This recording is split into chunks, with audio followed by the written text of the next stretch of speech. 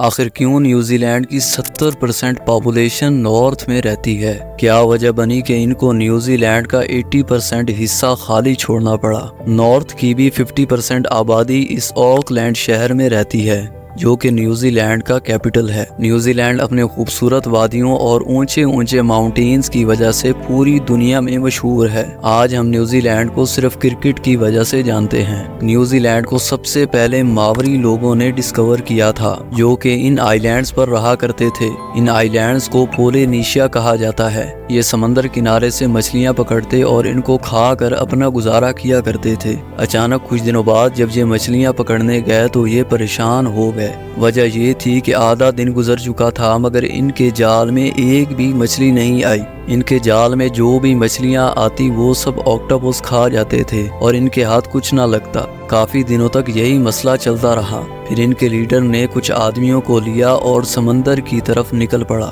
تاکہ کوئی ایسی جگہ تلاش کی جائے جہاں ان کے کھانے کا بندوبست ہو سکے۔ کافی دور آنے کے بعد ان کو اونچے ماؤنٹینز والا ایک آئی لینڈ نظر آیا جسے آج ہم نیوزی لینڈ کے نام سے جانتے ہیں۔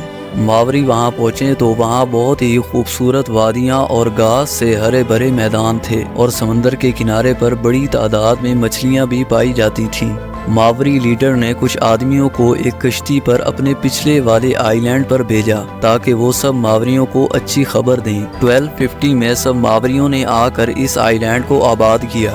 انہوں نے بڑی تعداد میں بھیڑ بکریاں بھی پالنا شروع کر دی جس کے بعد یہ ایک خوشحال زندگی گزارنے لگے۔ 1769 میں برٹشر نے مڈل ایسٹ کے ساتھ ساتھ اور بھی کافی کنٹریز پر قبضہ کیا ہوا تھا۔ برٹشرز نے ایک ٹیم کو مختلف جگہوں پر بھیجا تاکہ وہ آئی لینڈز کو ڈسکور کر سکیں۔ ان کا ایک آدمی جس کا نام جیمز کک تھا وہ بھی آئی لینڈ کی تلاش میں ماوریوں کے پاس جا پہنچا۔ وہاں ماوریوں کے ساتھ اس کا کافی جھگڑا ہوا جس کے بعد اسے مجبوراً وہاں سے جانا پڑا۔ اس نے نیوزی لینڈ کا اور اس کے راستے کا ایک مکمل میپ تیار کر لیا تھا اور پھر وہاں سے چلا گیا۔ اس کے بعد برٹشر نے ایک اور آدمی کو بھیجا تاکہ وہ ان سے کوئی معاہدہ کر سکیں کیونکہ نیوزی لینڈ کی زمین بہت ہی سرسبز تھی اور یہاں جانور بھی کافی مقدار میں پائے جاتے تھے۔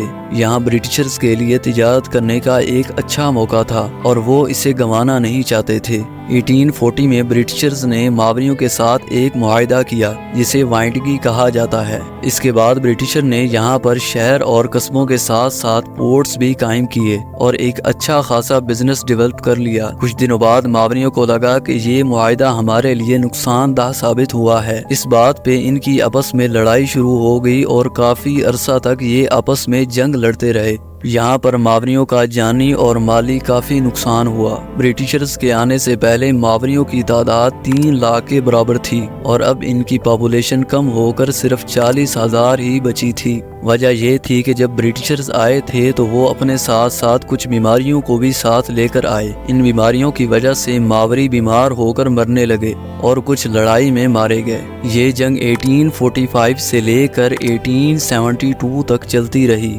20 سینچری کے شروع میں نیوزی لینڈ جا کر ایک آزاد ریاست بنا۔ ایک دفعہ پھر ماوریوں کی خوشحال زندگی میں بحالی ہوئی۔ آپ کو بتاتے چلیں کہ نیوزی لینڈ کے اس 80% حصے پر اونچے ماؤنٹینز ہیں اور یہاں روڈز اور شہر قائم کرنا بہت ہی مشکل ہے، اسی لیے نیوزی لینڈ کا اتنا حصہ خالی پڑا ہوا ہے۔ اس کے بعد نیوزی لینڈ نے انٹرنیشنل ٹریڈ کا آغاز کیا۔ ان کے پاس 3 کروڑ سے زائد جانور ہو گئے جو کہ بھاری مقدار میں دودھ اور گوشت کی پیداوار کرنے لگے۔ آج ہم نیوزی لینڈ کو کرکٹ کی بنا پر جانتے ہیں۔ دوستو یہ تھی ہماری آج کی ویڈیو۔ امید ہے آپ نے ہمارا چینل سبسکرائب کیا ہوگا، اگر نہیں کیا تو ابھی کریں، اور آپ کی کیا رائے ہے کمنٹ سیکشن میں ہمارے ساتھ لازمی شیئر کریں۔ ملتے ہیں ایک نئی ویڈیو میں۔